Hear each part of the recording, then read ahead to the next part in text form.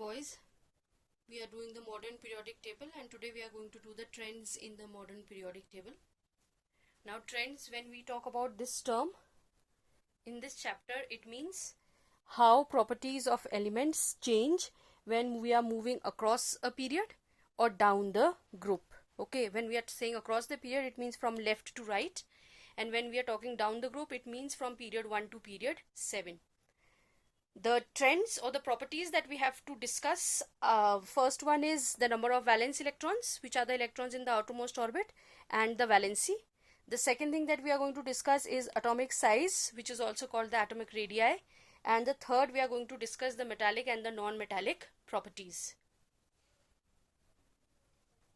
So before we move on into the detailed description of how the trends change, I want you to know this first. The properties of the elements, it depends upon these two factors. One is the number of shells, whether 2, 3 or 4, and the other one depends on the nuclear charge. Okay, when we are talking about nuclear charge, it means the force of attraction between the protons and the valence electrons. Protons are in the nucleus and valence electrons in the outermost orbit. Force of attraction between these two is known as the nuclear charge. Some more points to remember. More the number of shells in the atom, bigger will be the atom. This is very obvious. Bigger the atom, the lesser will be the nuclear charge, because the distance between the protons and the outermost electron is going to increase, so the nuclear charge will become less. Third point, more the number of protons, more will be the nuclear charge. If there are 3 electrons in one atom, it's going to have a lesser nuclear charge. If there are 6 protons, it's going to have more nuclear charge. And lastly, more the nuclear charge, the smaller will be the atom. Okay, so these points you should be knowing for following the trends in the periodic table.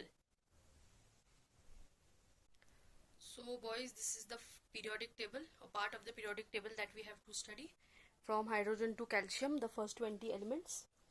And we are now going to discuss the first point in the trends, which is the valence electron and the valency. Okay, so I'll quickly explain what I've done in the table first. The symbol of the element is written. This is the atomic number, you know it is written as subscript, and this is the mass number, it is written as the superscript. And below the symbol I have written the electronic configuration. So accordingly we are going to discuss the trend. The first trend we said is the valence electron. So I have written down a group. When we come from group 1 to 1,4, the valence electrons remain the same, and the valency is also the same. We'll see here the electronic configuration of hydrogen is 1, of lithium is 2, 1, sodium is 281, and potassium is 2881. So the valence electron here is 1, over here is also 1, here is also 1, and here is also 1. Same way in group 2 you will see the number of valence electrons are 2 for all of them. In group 13 the valence electrons are 3 and 3. Likewise for the rest of it also. So the valence electrons are going to remain the same, because of which the valency is also going to remain the same. In group 1 the valency is 1, in group 2 the valency is 2, in group 3 the valency is 3, in group 4 the valency is 4, and so on and so forth. Moving on to across a period, I have written over there the valence electrons increase by 1.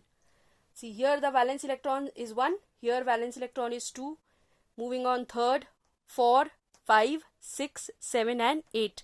So the valence electron will be increasing successively by 1 across the valency. It increases to 4 and then it decreases to 0. Right? Let's check in period number 2 first. Here the valency is 1. Lithium is going to lose 1 electron. Beryllium valency is 2. This is also going to lose electron. Here the valency is 3. These will be lost. Here the valency is 4. This will be shared. Here the valency is 3, not 5. As the number of valence electron increase from 4 to the rest of it, we minus the number of valence electrons from 8 to get the valency. So 8 minus 5 is going to give you 3. The valency of nitrogen is 3, decreasing from 4 to 3. Here the valency will be 2. 8 minus 6 will give you 2. Same way here 8 minus 7 is going to give you 1, and 8 minus 8 is going to give you 0. So the valency increases to 4 and then decreases to 0.